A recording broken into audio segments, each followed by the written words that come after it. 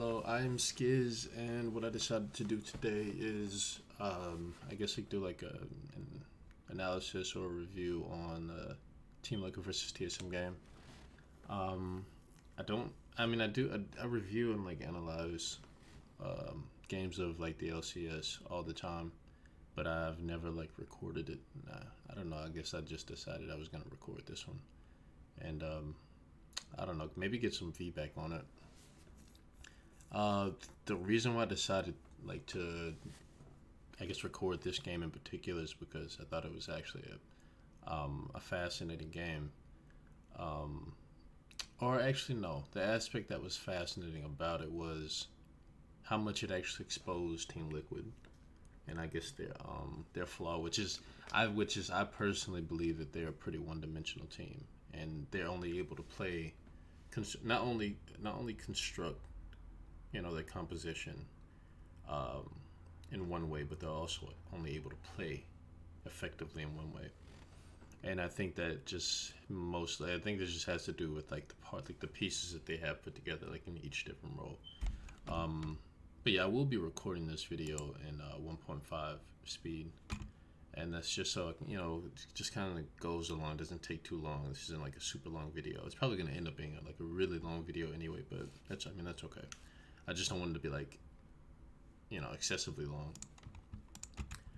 Um, but yeah, basically, where I think Team Liquid was exposed is first and foremost in their draft. Um, the draft was like it was extremely interesting. I don't think you know I don't think that they necessarily. First of all, I don't think that their bands um, matched up with with their game plan. Um, because I mean, first of all, I think the mistake that they made is they kind of showed their composition. Like the I guess the concept a little too early. Uh, they first picked Yorick, which was I mean off the bat I think that's a terrible idea. You leave yourself open to be counterpicked, and I think traditionally or not traditionally, sorry, I think what's been happening more recently is teams have begun to kind of hide what the composition is going to be through a bunch of champions that could pretty much go into multiple roles, so that they select early like flex picks, and unless it's an extremely dominant pick, which I don't think York is extremely dominant. He's a really good counter pick champion. I don't think he's just an outright first pick champion, which is the first mistake, the initial mistake I think they made. The second mistake that I think that they made is picking Sivir next. Um, when you pick a champion like York and then you follow it with a champion like Sivir, you've pretty much the enemy team should know what your composition is going to be at that point, which is you're looking for a split push comp at that point. You're going to have one player, which is York, or one champion, which is York, off in a side role or side lane, and you're going to have a composition that includes Sivir, which is it's going to be really good at shoving waves. It's going to be really good at simply, I guess, contesting objectives, not necessarily taking objectives, just contesting. I mean, because there's always that sort of a stalemate when you're at an objective, and who's going to go first, sort of a situation. But a composition with Sivir is never really forced to do anything because they always have that escape with the Sivir ult. And if someone happens to do something really dumb, you know, there's always just you have so much flexibility with a composition like that. Not a composition like that with a champion like that, because it not only is it able to force and engage, but it or what is it to enable and engage, but it's also really good at escaping. So it just gives you a little bit of flexibility. When you take a champion like York and you first pick it, it just I mean as you see, like TSM immediately, like they immediately hopped on the opportunity to, or they noticed the mistake basically. They picked Jax. I think Jax is really good into York. He's a really dominant champion. Um, I mean, if you just I could go basically in detail about how he I guess counters York, but especially later is that like further the game goes, he's going to be better than York. So Team Liquid made the mistake of doing that. Which me personally, I don't think that You should have maybe, I don't know, thought about this a little bit harder before you went and did this, especially on the stage. I guess they thought they had enough. This is like the perfect opportunity. They're 7-0. Even if they do lose this game, it doesn't really matter. But I disagree because I think that this exposed more than just one thing. I think this is a gaping flaw in Team Liquid, in this team, and I'm gonna talk about it a little bit more as the video goes on. But yeah, you just look at their composition. Like Team Liquid has a composition that's capable of doing like two things. Aside from the fact that their primary goal is to split push, it's a 1-4 comp, but in that four, they're capable of engaging, but they're also capable of disengaging, which is interesting. It's actually really interesting. And the saddest part about this is, you take a champion like Sion. Sion would have fit really good in this composition, extremely good in this composition. But I guess they're trying to explore different options. I mean, you could just look at the comp and you could tell that they're such a one-dimensional team in how they draft. They basically took four champions that they would have put in their normal, like standard composition, or how they normally draft, and they just took out the Sion and put in the Yorick, which is, it's just like you could have went about doing that in an entirely different way. You could have drafted in an entirely different way, but that's basically the what I mean by they're kind of exposed. The draft is super predictable. The way they want to play is extremely predictable. I mean, they pretty much play practically a 1-4 split usually anyway. The only difference is with a Scion, a champion that's, you're not going to kill in the side lane. Has an escape in case he gets into like a sticky situation. And he's also, he's able to enter a fight and actually be effective. If a Yorick teleports into a fight, especially if he's behind, it's not going to really do much. If a Sion's behind, quote unquote behind, he's going to scale regardless. That's just an example. You could have replaced Sion with probably anything tanky. I don't think that this is a good decision. It's not anything. It's not a knock on Impact. I'm pretty sure. Look at his career back when he first started. He's playing like Jackson. He's playing like carry champions. He used to be a carry threat. So it's not that he can't play carries. It's just that Team Liquid drafted in like probably the worst way possible. But as the game goes on, you'll start to notice, and I'll point it out as it happens. So TSM gets a really strong. They get control of the top side of the map basically. And what happens is they force Xmithy to basically, and the reason why I say they is because TSM basically plays team on the top side of the map. And how they do this is, it's going to be like kind of difficult to explain anyway, how they end up doing this is TSM as a whole on the top side of the map through Jax, Sejuani, and Zoe. They do a really good job of basically invading for this blue buff, like relentlessly, as they push the wave in. Like if you notice what just happened right there, this is just the first time this happens. This happens multiple times, and not just with Jax. It also happens to Zoe. Basically, Broken Blade comes into lane, and I'm pretty sure they've already thought this out. And this is so good. This is really good. A really, really, really good strategy from TSM. And as simple as it is, it really matters because, as you start to stack this over time, you realize like it becomes a major reason why TSM actually does so well into Team Liquid. So basically, I wish I could like click up there. Jesus Christ. Broken Blade comes in, pushes the wave in. He gets, basically like a super early level 3 because obviously if he's pushing the wave, that means that Yorick's wave is stacking. So it's going to be a level 3 Jax versus a level 2 Yorick. Yorick has to sit at the wave as it hits his turret, not only for gold, but also for experience.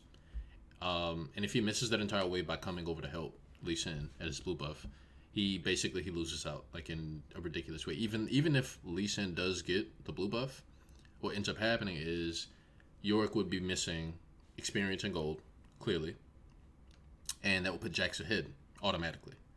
So it's a really good strategy. I mean, it's kind of fucked how it's kind of messed up in a way. I mean, but that's what Team Liquid did to themselves by opting into that sort of a matchup where Jackson could just walk in the wave, counter strike, York, and end up basically having an advantage and being able to push the wave. But yeah, so Jax is able to come over and help the Sejuani at the blue buff. Once the wave is pushed in, mid is being pressured. It's pretty much like a even. So Jensen can't come over, nor can Bjergsen come over though, but it doesn't matter. So they get the blue buff. Now Smithy is out of a blue buff. He's gonna have to get level 3 through his other camps, which is gonna technically put him behind. But not really. It's not gonna matter all that much. But what this just did is this allowed. This is the beginning of Acadian, or not just Acadian, but like I said, TSM on the top side, establishing a control of the top side of the map. And what this is doing is basically the entire purpose of Team Liquid's composition is you're getting into a position where he can actually apply pressure. He can't do that if there's so much pressure from TSM on the top side of the map and Jax gets ahead. That basically Team Liquid's composition falls flat on its face. Whereas if you look on the opposite side, I would probably go as far as to say that's not the case for TSM. I think even if York got ahead and Jax wasn't, in the position to do much, I feel like Jax would be more effective in a team fight than York. Me personally, I feel like he would just do more. York is pretty much a one-dimensional champion as much as he's split push and that's it. No team fight. Or I mean, if he does well in the team fight, I mean, he's more of a skirmish champion. He does more. He does better. I personally think he does better like 2v2s. He would even do better in a 1v2. He's just a skirmish champion and a split push champion. He's not good in team fights. But yeah, so you see what happens. Caden's basically there. There's nothing that Smithy can do. I mean, TSM's going to be. Caden's going to be on the top side of the map pretty much the entire game. That's good. What you'll see happen is Smithy will go bottom, basically. And basically, TSM gets this kill right here, right? In a 2v2 situation. So as you can see, like, if this was left alone, more than likely, TSM would probably win out. Just due to the nature of, how strong Kaisa and Darcy is early in comparison to Silver Alistar. But you're going to see Smithy decide to go bottom. And it's not even a decision necessarily. I mean, he goes bottom because he doesn't have any other choice. He can't go top. And I'm actually going to kind of fast forward a little bit. And you'll start to notice, like I said, I'm going to point this out. For whatever reason, Smoothie's on top. He has mobility boots. Yeah, you'll see, Broken Blade just absolutely destroy Impact. For that reason, I don't know if you've just seen that. I mean, he blocks all of his damage. Dodge. Like, it's ridiculous. They get a kill here on Sven. So, that was a really big mistake by Sven. But, in any case, you'll see Smithy on the bottom side of the map pretty much for the majority of the game. As the game goes on, even when Jax isn't pushing the lane, you'll see, like, Acadian basically... Oh, Jesus Christ, these ads are killing me. What is this? Okay. You'll see as Bjergsen pushes in the lane, Acadian invades every single time, and it's on point every single time, and it's for the blue buff every single time. As you just seen, there's a ping that just happened. It's still right there, actually. There's a ping that just happened for the blue buff. He knows that it's coming up. Where's that? I believe... Is Smithy on? Yeah, Smithy's on the bottom side of the map. He's actually going back so that he can make it back to his blue buff because he sees that it's up. He's headed up there, but it's not going to matter. Acadian's there first. They're going to take the blue buff. This is, again, a stab. Look at this vision control that he has on the top side of the map. All of this control, all of this is literally just set up so that Bjergsen basically can't... Because, put it this way. Bjergsen's going to have blue buff from his side of the map, from his jungle, right? However, Jensen's not going to have blue buff from his jungle, which means that Bjergsen's going to be able to outpressure Jensen, which leads into Bjergsen being free to roam more frequently. Which is, to what lane do you think he would roam to? He's going to roam top, which is going to put Jax ahead over time. Like, you'll just see how TSM starts to basically slowly but surely, just destroy Impact on this Yorick. And, they did a really good job. They just did a really good job. But it's not like Team Liquid did pretty much set them up for this easy advantage. It's pretty crazy. Okay. Expect he's going to be on the bottom side of the map. Which I guess that means that they get dragons, but it won't matter. It's not going to matter because, again, the most important thing to remember about this is I guess he is going to get this blue buff. But it's not going to matter because, remember, it's not about the blue. The blue buffs aren't the most important thing. The most important thing is that Jax gets ahead. That's it. Like, the 4 other members on each team doesn't actually matter. That's literally just the 4 other members. Yeah, you have to think about it this way. The 4 other champions, players, whatever you want to call it, all they're meant for is to basically contest. And so what ends up happening is whoever has the top lane with more pressure is forced to basically concede damn near everything. Because what you're going to have is Jax is going to be pushing against Yorick. Yorick's not going to be able to stop Jax from pushing. Someone's going to have to actually come and relieve some of that pressure, which means that the other 4 members is in prime position to actually contest objectives. So that includes Dragon, Baron, Towers. It's ridiculous. Look at that. Impact was actually in prime position to win against Jax right there. But it doesn't matter. Like, Kaden he has more established control over the top side of the map. And it's actually ridiculous that they're able to contest. He's dead. I was gonna say, like, nah, being that you have so much control over the top side of the map, you're not gonna have very much control over the bottom side of the map. Because if you look at all this vision that they have, like, it's ridiculous how much vision they actually have over the bottom side of the map, which just means control. That's all it is. That means that they're gonna be there first. That means that are they gonna be able to rotate first? It's just a combination of things.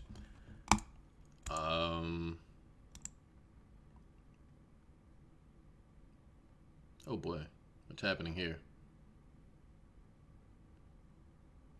Remember, top side of the map.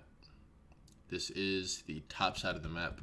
All you literally have to remember whenever there's anything happening is the side of the map and who it is that's involved. So it's gonna be it's on the top side of the map. You have basically everyone here other than the ADCs on the bottom side of the map. So you could say it's practically a 4v4. But TSM right now, their top side of the map is 4v4s. 3 players are actually in a better position to be fighting at the moment. And look at all those plates. Like, Yori has no plates right now. Jax just got all 5 plates. That is ridiculous. And he got maybe, like, I want to say it was 2 of them solo. He got 2 of them, 2 plates solo. That's a ridiculous amount of gold. And it's the first turret. So much gold just went Jax's way, and he's ahead in the lane, and he has more CS. It's just, this is basically, TSM has won the game at this point. Literally at this point. As they got Herald, which means something really good about getting Herald really early is that you can just take it to a lane. It's not about getting the tower. It's about getting the plates on the tower before the plates go down. You could just literally walk it into a lane, get the plates off the tower. It's so much gold, it's actually ridiculous. TSM wins this game from this point. The only way Team Liquid would lose this game is if TSM actually just completely fucks up, like in a major way, which is practically impossible at this point. I'll say they're gonna. Yeah. There's nothing that's gonna come from that. I wouldn't be surprised if Jax actually came to the bottom side of the map right now. Which is probably what I would do. I would probably put Jax on the bottom side of the map.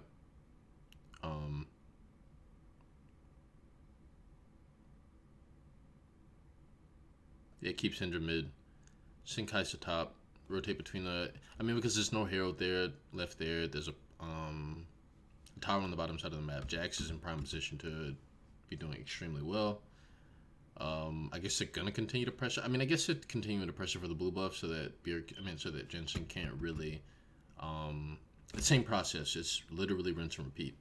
Wherever Jax is on the map, that's where the TSM is gonna apply the most pressure, and that's where they're gonna establish control. But I think currently, yeah, Xmithy has established a lot of control on the bottom side of the map, and Double Lift's really strong at the moment too. And I'm pretty sure they're thinking that Jax probably isn't quite there yet. They want to get Jax to a point to where he's just unbeatable. Even if he does come up against a Sivir, it won't matter. So it's just basically TSM waiting out a little bit. Not necessarily waiting until late game. They're just waiting until Jax has the necessary items, which I'm pretty sure is going to go for Ninja Tabby. But I mean, because the only threat... Or wait. Yeah, just go for Ninja Tabby. Only threat really is Sivir. So what's happening here? I wonder how long it is till Baron's up, actually. Okay, so they're gonna continue to swap Jax away from the Sivir. They don't want Jax to go up against the Sivir quite yet. They're gonna continue to put him in a lane, to where he's able to basically 1v1 the York. He's gonna win. He's so much further ahead. York doesn't even have a complete Triforce yet. Jax is probably gonna be working on the second item already. This is just really freaking good play from TSM. It's really smart. It's really, really smart. But again, like I have to continue to reiterate, it's nothing that once you see the two champions that Team Liquid initially picks, and Vin does this again. Come on, man. You can't do that. I mean, but okay. So the reason why you probably look at this and say like, oh, Vin's just feeding, but he doesn't necessarily have a choice. Because like I said, you're gonna continue, even though you may say like, oh, we're gonna put our Jax up against our Sivir because the Sivir just keeps killing our Kai'Sa. It's like, but you can't really. You put Jax up against Sivir right now, 9 times out of 10, Jax is just gonna die. You're gonna lose the lead. York's gonna catch back up, and then you're just gonna have this really back and forth sort of a game. Or TSM is just gonna have to fight a lot harder. I'm not gonna say it's gonna be back and forth because it's gonna get to a certain point to where Jax is just gonna be so much stronger than York. It's not even gonna matter. But there's gonna be this really hard struggle. TSM's really gonna have to fight for it. They're gonna be more vulnerable to a lot more mistakes. And as we know, Jesus Christ, I mean, not to be super harsh, but NA's I don't know, really prone to making a lot of mistakes, especially in like high stakes situations, and the later the game goes. But anyway, like I said, TSM's going to continue to they're putting Sven in a really poor position, but I mean, that's what they have to do. They don't really have that much of a choice. And Jax is just going to continue to steamroll over this York. Regardless of the fact that Double has the lead, that's okay. That's the purpose of this competition isn't Sivir, like at all. So that whole feed the double lift, get the double lift fed, it doesn't matter here at all. It literally matters about the composition. And now remember, they're playing on the strong side of the map. They're playing on the side with the Jax. And they're gonna literally take everything at this point.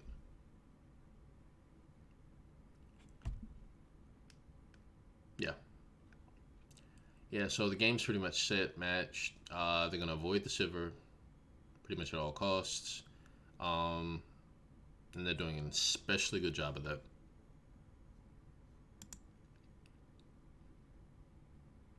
Oh yeah, Jensen makes a really crucial mistake there. So Baron spawned. What's the next dragon? Next dragon is Mount Drake. They'll probably want to fight over that. But what I would probably say is just give the dragon over to Team Liquid.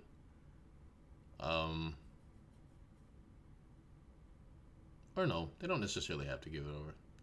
Brooklyn Blades is doing a really good job of playing cautiously. You don't want to give this lead up ever. And you're down. I mean, you have a 650 gold bounty on your head. It's definitely not something that you want to do. Okay. This is super good. This is so good. Oh, man. TSM is playing really smart. If they continue to play like this, they're not going to be... They could... I don't think that they're quite at the level of C9 yet. Even though the C9 TSM game is actually pretty close. I'll probably say TSM should have won that game, maybe, versus C9, but I don't know. So TSM actually gets Dragon. I guess they're really just Team Liquid's kind of rolling over and dying. Maybe they're trying to scale into late and pray that Sivir is probably just they're throwing all their eggs into the Sivir basket. Yeah, Broken Blade's a whole item up on Impact now. This game's pretty much over. Oh yeah, and I guess unless they get a pick, if they get a nice pick, that would be pretty good for TSM. Yeah, so I mean this is pretty much standard at this point. You're gonna contest Baron while Jax pushes bottom. York can't really contest him or can't really stop him, so you're gonna have to actually apply some pressure onto him by threatening a gank or a pick, I guess, at this stage of the game. It's interesting. And TSM is just going to continue to look for a pick because in the moment that they get a single pick on any one of Team Liquid's team, it's done. Now, Team Liquid is just looking for some relief. So if they happen to get a pick on someone, that doesn't mean they're going to go get Baron. It just means that they're going to be able to send someone down to relieve the pressure that the Jax is actually applying. Yeah, no, don't do it. It's not worth it. It's not worth it. It's literally Team Liquid. I mean, TSM doesn't need to 5v5. Period. Ever. They're literally in such a great position to just continue doing what they're doing, pressuring. That's literally it. Pressure until Jax actually comes up big and gets a kill. I mean, because he's in a position where he could really do something like damage, like get a kill onto this Impact. I mean, onto this York. And if he does that, if he kills Impact, TSM loses something. I mean, Team Liquid loses something. They're going to either lose the tower or they're going to lose Baron. It's just going to happen. Nothing you can do about it. Doesn't matter that York has teleport when he comes back up. He's able to teleport in. It won't matter because Jax will continue to be pushing bot. So you're either going to have to go to contest him, and whoever's actually stopping him from pushing is going to have to go up to try to help Baron, which means that you're never going to be able to enter the fight. Because the instance that York teleports, Jax takes something. That's guaranteed. Team Liquid's in the worst position that you should ever want to be in. Or not want to be. I don't know.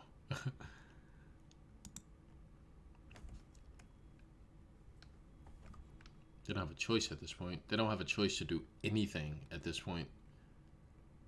Yeah. And this is something, you see what's going on. This is something that you never want to happen. Like, it's so bad at this point that Impact is literally being forced to come up and help. Especially on a champion like York, doesn't work. It'll never work. It's basically, even though York is there, it's basically 4v4. Doesn't matter. I can't stress enough how bad, like useless York is in a 5v5 sort of a situation. And now he's dead anyway. So yeah, this game's pretty much over at this point. That's either bottom tower or Baron. One of those are going to happen. Oh, this Baron. Okay. Good job. That was really, really good. It was inevitable, I think. That was definitely inevitable. As long as TSM stick to the plan, continue to pressure bottom, you're eventually going to kill the York. Or they're going to send someone down, which means you guarantee get Baron. Yeah. Okay.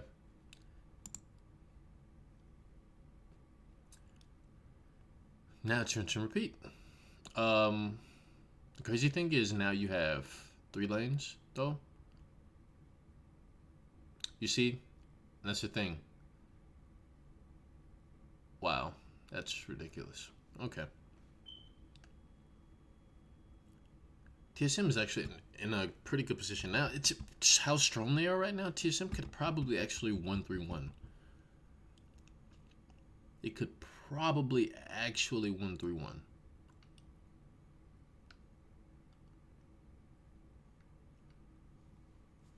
They're in just that great of a position. I mean, I guess they don't have to, but they could. Yeah, the wave is pushed up. The wave is pushed up to the tower at top. Yeah, so the game is basically over at this point. TSM again did an extremely good job. There's basically nothing that Team Liquid could have done. They did everything they could have done, which is win bot side or win bot lane, but it doesn't matter because again, this comp is based around the two top laners, which is, and it's not to say that Impact is bad at. I feel like a lot of people in the community are trying to say that the reason why they didn't do well is because of draft, as well as Impact not necessarily being a carry threat. I mean, I guess people forget about when he was on SKT. I mean, he was a carry champion, or he was a carry player. I mean, if I'm not mistaken, I do remember him playing tanks, but I mean, he was pretty much a he played like Jax like majority of his fucking games. Or whenever Jax was available, he played Jax. I mean, don't get me wrong, I know that's a different time, different era, but I mean, that's probably when Korea was like at one of its strongest points when they used to have sister teams in the league.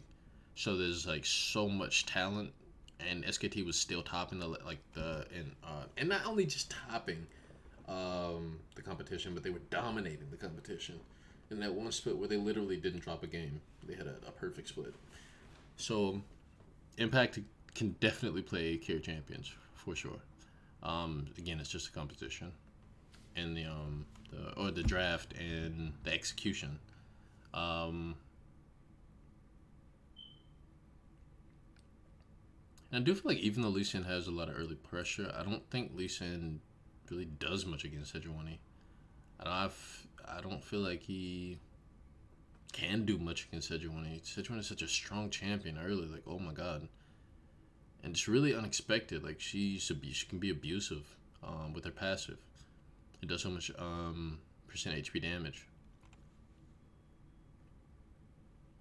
This is the area. This is the time of the game where you would make like a bunch of mistakes. I mean, because if you see what TSM's doing right now, they're pretty much they're basically trying to stall for the Jax to actually take the top turret, but it's not necessary for you to actually fight. Because what if you actually died right there? Even if they did take that, TSM could literally just push up and get an inhibitor.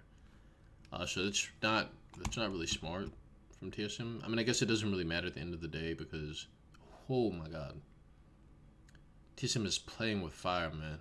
Be Ericsson, you're playing with fire, bro. Yep, that's an inhib going. So the game is pretty much over at this point. Now all they have to do is wait for a ban. Yep. Team Liquid's gonna try. This is a Hail Mary play. Like Team Liquid doesn't have a choice at this point.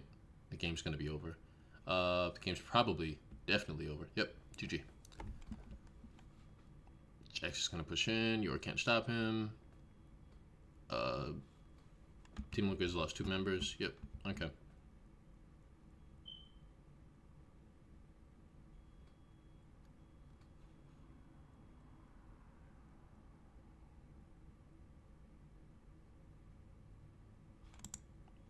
Happy for TSM, but at the same time,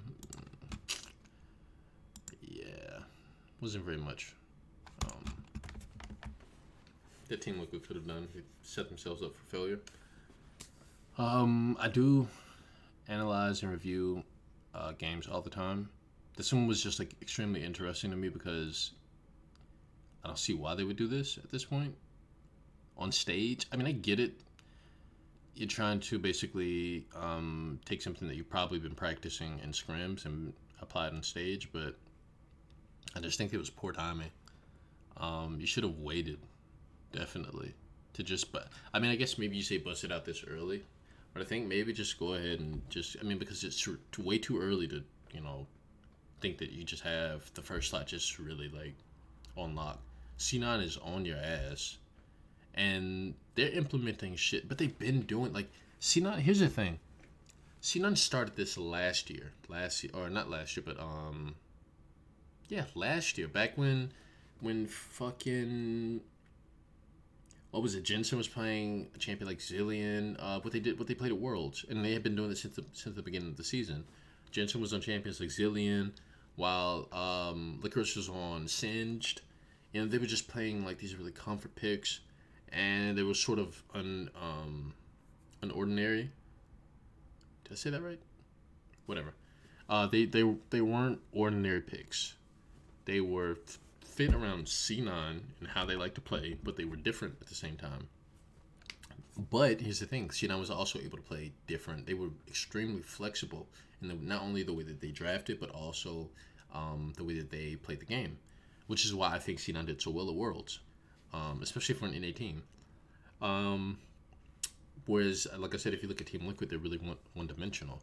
I think that TSM is flexible, but I think the problem is they don't play very many things at a really high level. I feel like everything that they play, every style or every strategy that they use, I don't feel like they execute it very well. Just in general, I feel like you could probably say TSM could probably play most styles decently, but I don't feel like they could really play them really well, like dominantly. Like I think I just watched TSM like wipe the floor with CLG because Smoothie just destroyed them with Thresh. But that just comes to individual players being like extremely strong. Yeah, it has nothing to do. I don't know. I feel like I kind of also feel like TSM doesn't really have an established style of play. Like they just kind of play a bunch of shit. Not a knock on them. I mean, they're a good team, relatively speaking, and I mean relatively to the league that they're playing in, not internationally, obviously. But yeah, this was an interesting discovery, or not discovery because it's like I said, I've already kind of noticed this, but